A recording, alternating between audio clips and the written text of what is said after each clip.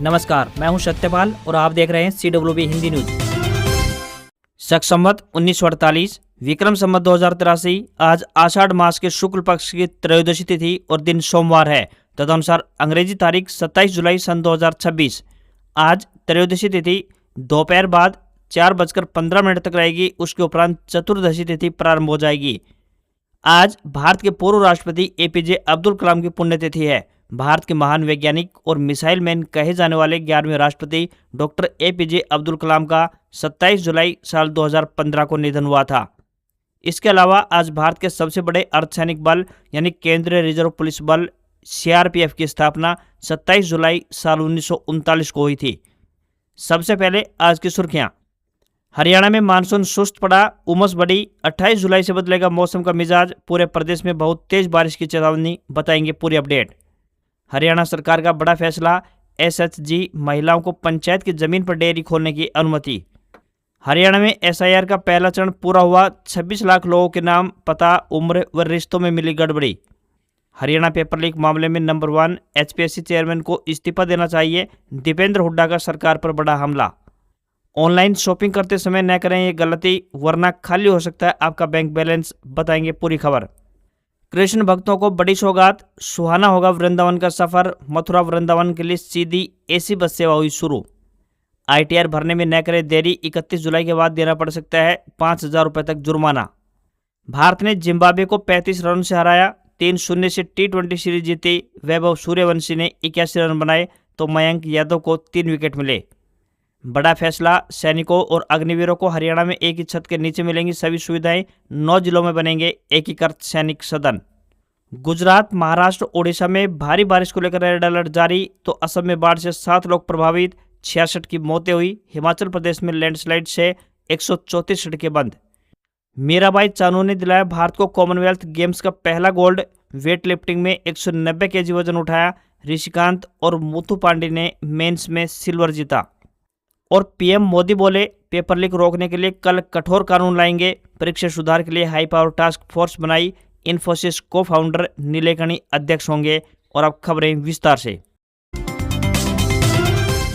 हरियाणा में मानसून एक बार फिर से सुस्त पड़ गया है। राज्य में 27 जुलाई की रात तक मानसून कमजोर बना रहेगा। उमस बढ़ गई है। हालांकि 28 और 29 जुलाई को मौसम में बड़ा बदलाव देखने को मिलेगा और पूरे प्रदेश में बहुत तेज बारिश होने की उम्मीद जताई गई है। कई जिलों में झमाझम बारिश के साथ आकाशीय बिजली चमकने और तेज हवा भी चलेगी। मौसम विभाग ने इस दौरान लोगों को सुरक्षित रहने और जरूरी व एहतियात बरतने की सलाह दी है। हरियाणा में अधिकतम तापमान में हल्का उतार चढ़ाव देखने को मिला। प्रदेश का सबसे अधिक तापमान भिवानी जिले में 35.5 डिग्री रिकॉर्ड किया गया। प्रदेश में न्यूनतम तापमान की बात करें तो सबसे कम न्यूनतम तापमान नारनौल में 24.5 डिग्री सेल्सियस रिकॉर्ड किया गया। वहीं 27 जुलाई को यानी आज पूरे प्रदेश में बादलों की आवाजाही देखी जा सकती है। पंचकुला, अंबाला और यमुनानगर में येलो अलर्ट जारी किया गया है। आज रात से मौसम का मिजाज बदलेगा और 28 जुलाई से मानसून फिर से रफ्तार पकड़ने वाला है। 28 जुलाई को हरियाणा के उत्तरी और दक्षिणी व पूर्वी जिलों में अधिकांश स्थानों पर बारिश होगी, जबकि कई जगह भारी बारिश की चेतावनी जारी की गई है। 29 जुलाई को लेकर मानसून और अधिक सक्रिय रहेगा। पूरे प्रदेश के 75 से 100% हिस्सों में व्यापक बारिश होने के आसार जताए गए हैं।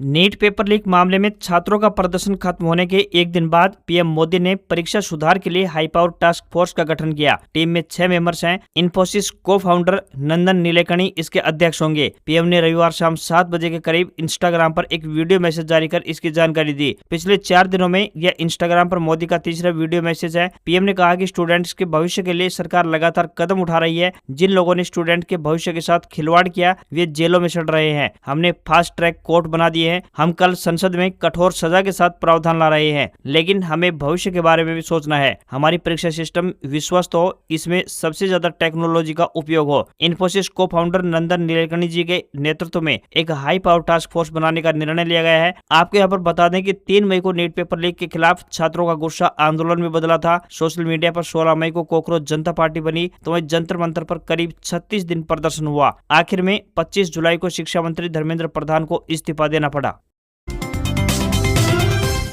सोनीपत के गांव फरमाना पहुंचे रोहतक से सांसद दीपेंद्र सिंह हुड्डा ने सरकार पर जमकर निशाना साधा। हुड्डा ने कहा कि प्रधानमंत्री के इस्तीफे की मांग से पहले आनंद फानन में शिक्षा मंत्री का इस्तीफा हुआ है। यह शिक्षा मंत्री का इस्तीफा नहीं बल्कि युवाओं ने शिक्षा मंत्री को बर्खास्त किया है। युवाओं के सामने आखिरकार सरकार झुक गई है। देश के युवाओं, किसानों और पहलवानों को एंटी नेशनल बताने वाली सत्ताधारी पार्टी के नेताओं को यह स्पष्ट संदेश है कि ये सभी देशभक्त लोग हैं। उन्होंने हरियाणा सरकार पर भी जबरदस्त तंज कसा और कहा कि हरियाणा पेपर लीक मामले में नंबर 1 पर है।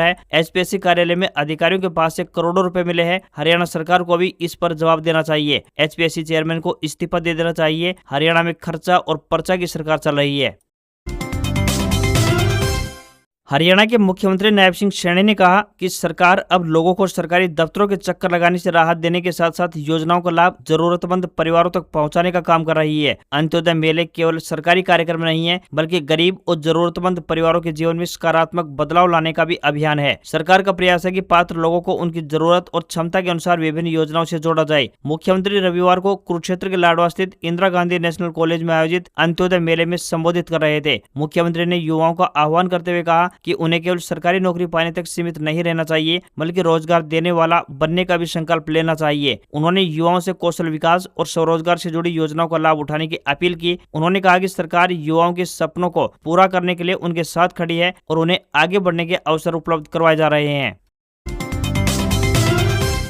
हरियाणा में विशेष गहन पुनरीक्षण यानी एसआईआर के पहले चरण में 26 लाख मतदाताओं के रिकॉर्ड में गड़बड़ियां सामने आई हैं। ये गड़बड़ियां नाम, पता, उम्र या फिर अन्य विवरण को लेकर सामने आई हैं। निर्वाचन आयोग ने रिकॉर्ड दुरुस्त कराने के लिए 2 महीने का समय दिया है। मुख्य निर्वाचन अधिकारी ए श्रीनिवास ने बताया कि एसआईआर का पहला चरण पूरा हो गया है। जांच में 26 लाख से अधिक के रिकॉर्ड में विभिन्न प्रकार की विसंगतियां मिली हैं। उन्होंने बताया कि पहले बीएलओ रिकॉर्ड की जाँच करेगा। उसकी रिपोर्ट से निर्वाचन पंजीकरण अधिकारी संतुष्ट होने पर रिकॉर्ड में सुधार कर दिया जाएगा। यदि किसी मामले में संतुष्टि नहीं होती है तो संबंधित मतदाता को नोटिस भेजा जाएगा। उसे निर्धारित समय में आवश्यक दस्तावेजों के साथ अपना पक्ष रखना होगा। उन्होंने बताया कि 31 जुलाई को ड्राफ्ट मतदाता सूची प्रकाशित होगी। इसके बाद 28 सितंबर तक दावे और आपत्तियां दर्ज करवाई जा सकेंगी। उन्होंने सभी मतदाताओं से अपील की है कि वे ड्राफ्ट सूची में अपना नाम, पता और उम्र जरूर जांच ले। यदि कोई त्रुटि मिले तो तय समय में उसे ठीक भी करवा ले। उन्होंने स्पष्ट किया है कि यदि किसी भी मतदाता का नाम बिना सुनवाई की सूची से हटाया नहीं जाएगा। 18 लाख मतदाताओं की वर्ष 2002 की मतदाता सूची से मैपिंग नहीं हो सकी है। ऐसे सभी मतदाताओं को नोटिस भेजा जाएगा। समय पर जवाब नहीं देने पर उनका नाम मतदाता सूची से हटाया जा सकता है। जिनका नाम सूची से छूट गया है या फिर जिन्होंने गणना प्रपत्र जमा नहीं किया है वे फॉर्म 6 भर सकते हैं। फॉर्म नंबर 7 की बात करें तो नाम हटाने, वे फॉर्म 8 नाम, पता या फिर अन्य विवरण में सुधार के लिए भरा जा सकता है।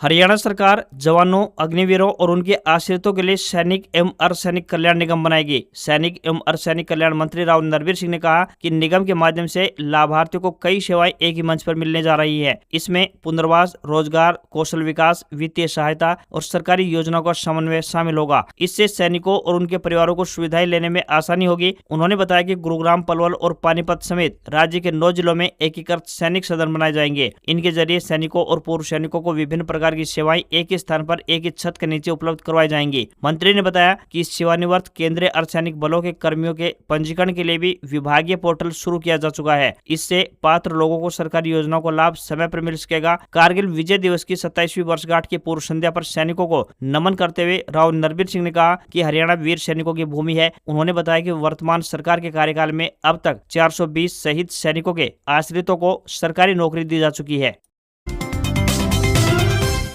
हरियाणा सरकार ने स्वयं सहायता समूह से जुड़ी हुई महिलाओं को स्वरोजगार देने का वादा किया है। दरअसल हरियाणा राज्य ग्रामीण आजीविका मिशन से जुड़ी महिला सदस्य पंचायत की सामलात भूमि पट्टे पर लेकर डेयरी व्यवसाय शुरू कर सकेंगी। इस संबंध में विकास एवं पंचायत विभाग ने नए नियम और शर्तें भी जारी कर दी है। ग्रामीण क्षेत्रों में पशुपालन पहले से ही आजीविका का प्रमुख साधन रहा है, जिसमें महिलाओं की भी अहम भूमिका रहती है। हालांकि अधिकांश गरीब परिवारों की महिलाओं के पास पर्याप्त जमीन या फिर संसाधन नहीं होने के कारण वे डेयरी व्यवसाय शुरू नहीं कर पाती थी। इसी समस्या को देखते हुए हरियाणा सरकार ने यह नई व्यवस्था लागू की है। नए नियमों के तहत स्वयं सहायता समूह की महिलाएं मिलकर ग्राम पंचायत की सामलात भूमि पट्टे पर लेकर डेयरी संचालित कर पाएंगे। जिला उपायुक्त ग्राम पंचायत को अधिकतम 500 वर्ग गज सामलात भूमि 2 वर्ष के लिए पट्टे पर देने की अनुमति दे सकेंगे। यदि डेयरी गतिविधियां संतोषजनक पाई जाती है तो पट्टे की अवधि को आगे फिर से 3 वर्ष के लिए बढ़ाया जा सकेगा। इससे ग्रामीण महिलाओं को स्थायी रोजगार मिलने के साथ साथ उनकी आर्थिक स्थिति भी मजबूत होगी।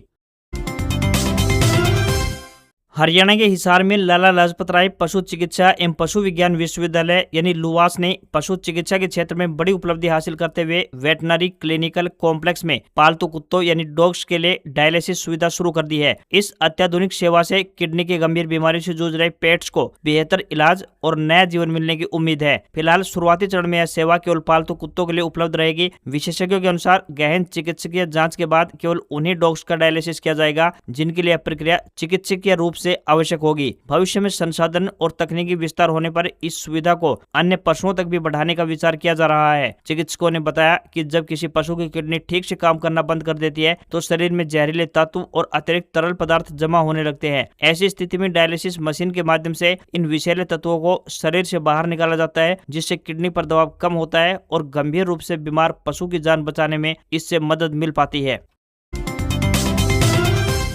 मीराबाई चानू ने कॉमनवेल्थ गेम्स 2026 में भारत को पहला गोल्ड मेडल दिला दिया है। उन्होंने women's 48 KG weight lifting competition में 190 केजी वजन उठाकर कॉमनवेल्थ गेम्स रिकॉर्ड बनाते हुए गोल्ड अपने नाम किया। टोक्यो ओलंपिक की सिल्वर मेडलिस्ट मीराबाई ने पूरे मुकाबले में अपना दबदबा बनाए रखा। बता दें कि इससे पहले साल 2018 और 2022 में भी मीराबाई ने गोल्ड जीता था। भारत के अब तक 3 मेडल यानी 1 गोल्ड, 1 सिल्वर और 1 ब्रॉन्ज हो गए हैं। इससे पहले रविवार को ऋषिकांत सिंह ने मेंस 60 केजी में 264 केजी वजन उठाकर और राजा मुथु पांडे ने मेंस 65 केजी में 289 केजी वजन उठाकर सिल्वर मेडल जीता। वहीं शुक्रवार को झंडू कुमार ने पैरा पावर लिफ्टिंग में ब्रॉन्ज दिलाकर भारत को पहला मेडल दिलाया था। भारत अब मेडल टैली में 7वें स्थान पर पहुंच गया है। ऑस्ट्रेलिया 12 गोल्ड सहित 24 मेडल के साथ टॉप पर बना हुआ है। भारतीय मौसम विभाग का कहना है कि बंगाल की खाड़ी से बने लो प्रेशर और वेस्टर्न डिस्टर्बेंस के असर से गुजरात, बंगाल, ओडिशा, महाराष्ट्र और पूर्वोत्तर के राज्यों में भारी बारिश हो रही है। उत्तर भारत में 31 जुलाई तक बारिश का दौर जारी रहेगा, तो वहीं हिमाचल प्रदेश, जम्मू कश्मीर, लद्दाख और उत्तराखंड में तेज बारिश की संभावना जताई गई है। हिमाचल, उत्तराखंड, पंजाब समेत कई राज्यों में भारी बारिश होगी। इधर असम में बाढ़ के हालात अब भी गंभीर है। अब तक 66 की मौत हो चुकी है। 7 लाख से अधिक लोग अब भी बाढ़ से प्रभावित हैं। हिमाचल प्रदेश में लगातार हो रही भारी बारिश के कारण भूस्खलन और अचानक आई बाढ़ से 134 सड़कें अब तक बंद हो चुकी हैं। तो वहीं बिहार के 17 जिलों में येलो अलर्ट जारी है। इन जिलों में 40 से 50 किलोमीटर प्रति घंटे की रफ्तार से हवाएं चल सकती हैं। तो वहीं उत्तराखंड में मानसून सक्रिय है। देहरादून, उत्तरकाशी, नैनीताल और पिथौरागढ़ में भारी बारिश का येलो अलर्ट जारी किया गया है। सभी पर्वतीय जिलों में बिजली गिरने और तेज बारिश की चेतावनी जारी है। हरियाणा में आज रात से मौसम फिर बदलेगा। 28 व 29 जुलाई को प्रदेश में मानसून दोबारा से सक्रिय होगा। कई जिलों में तेज बारिश, आकाशीय बिजली और तेज हवाओं का अलर्ट जारी किया गया है।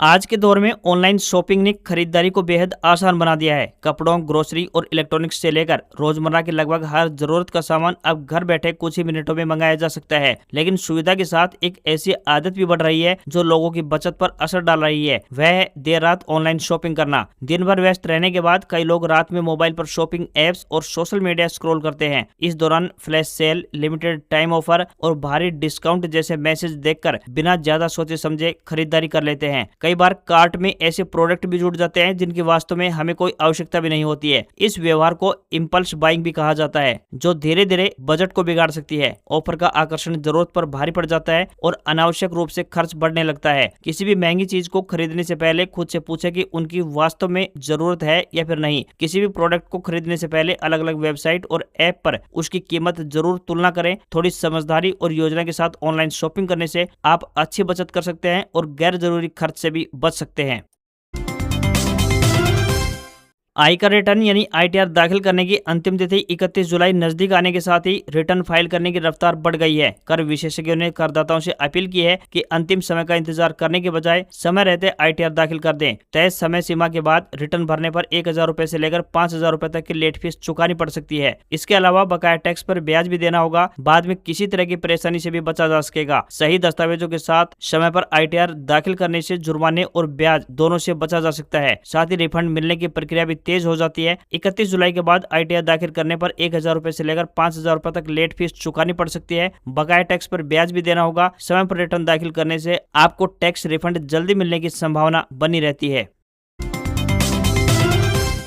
हरियाणा के परिवहन मंत्री अनिल विज के प्रयासों से भगवान श्री कृष्ण की नगरी मथुरा वृंदावन जाने वाले श्रद्धालुओं को अंबाला से अब प्रतिदिन सीधी एसी बस सेवा का लाभ मिलेगा। परिवहन मंत्री अनिल विज के प्रयासों से बस सेवा अंबाला से प्रारंभ हो गई है, जिसका श्रद्धालुओं को अत्यधिक लाभ मिलेगा, क्योंकि अब तक अंबाला से मथुरा वृंदावन के लिए कोई सीधी बस सेवा उपलब्ध नहीं थी। मथुरा वृंदावन के लिए एसी बस प्रतिदिन प्रातः 5:30 बजे अंबाला से चलेगी, जो कि 9 घंटे के सफर के बाद दोपहर करीब 2:30 बजे अपने गंतव्य स्थान पहुंच जाएगी। इसी प्रकार वापसी में बस रात्रि 8:30 बजे मथुरा से चलेगी, जो कि 9 घंटे के सफर के बाद अंबाला पहुंचेगी। इस बस सेवा के प्रारंभ होने से धार्मिक स्थल जाने के लिए यात्रियों को सुविधा उपलब्ध होगी। अंबाला ही नहीं बल्कि पंचकुला, यमुनानगर, हिमाचल प्रदेश आदि जगहों से भी यात्रियों को इस बस सेवा का लाभ मिलेगा तथा भजन कीर्तन करते हुए श्रद्धालु श्री कृष्ण स्थली जाएंगे। बस प्रतिदिन सुबह 5:30 बजे अंबाला छावनी बस अड्डे से रवाना होगी, जो कि करनाल, पानीपत होते हुए दिल्ली, फरीदाबाद, बल्लभगढ़ और पलवल से करीब 395 किलोमीटर की दूरी तय कर दोपहर लगभग 2:30 बजे वृंदावन और मथुरा पहुंचेगी। लगभग 9 घंटे की इस यात्रा के दौरान यात्रियों की सुविधा का विशेष ख्याल रखा गया है। बस में पेयजल के लिए कैंपर की व्यवस्था भी की गई है, जिससे यात्रियों को लंबी यात्रा के दौरान किसी प्रकार की परेशानी न हो। बस चलने से कुरुक्षेत्र, यमुनानगर, पंचकुला और आसपास के क्षेत्रों के श्रद्धालुओं को इस बस का सीधा लाभ मिलेगा। भारत ने जिम्बाब्वे को तीसरी T20 में 35 रन से हराकर सीरीज 3-0 से अपने नाम कर ली। हरारे में टीम इंडिया ने पहले बल्लेबाजी करते हुए 20 ओवर में 5 विकेट के नुकसान पर 152 रन बनाए। जवाब में जिम्बाब्वे 7 विकेट पर 157 रन ही बना सकी। भारत की जीत के हीरो रहे वैभव सूर्यवंशी। उन्होंने 49 गेंदों में 81 रन की पारी खेली। गेंदबाजी में मयंक यादव ने 3 विकेट लिए तो यश ठाकुर को 2 विकेट मिले। भारत की शुरुआत अच्छी नहीं रही। अभिषेक शर्मा 2 रन बनाकर आउट हो गई। इसके बाद वैभव सूर्यवंशी और ईशान किशन 29 ने दूसरे विकेट के लिए 75 रन जोड़कर पारी संभाली। ईशान के आउट होने के बाद वैभव सूर्यवंशी ने कप्तान श्रेयस अय्यर 27 के साथ मिलकर 50 रन की पार्टनरशिप की। वहीं 193 रन का पीछा करने उतरी जिम्बाब्वे ने पहली बॉल पर विकेट गंवा दिया। टीम के लिए रयान बार्ल ने सबसे अधिक नाबाद 54 रन बनाए।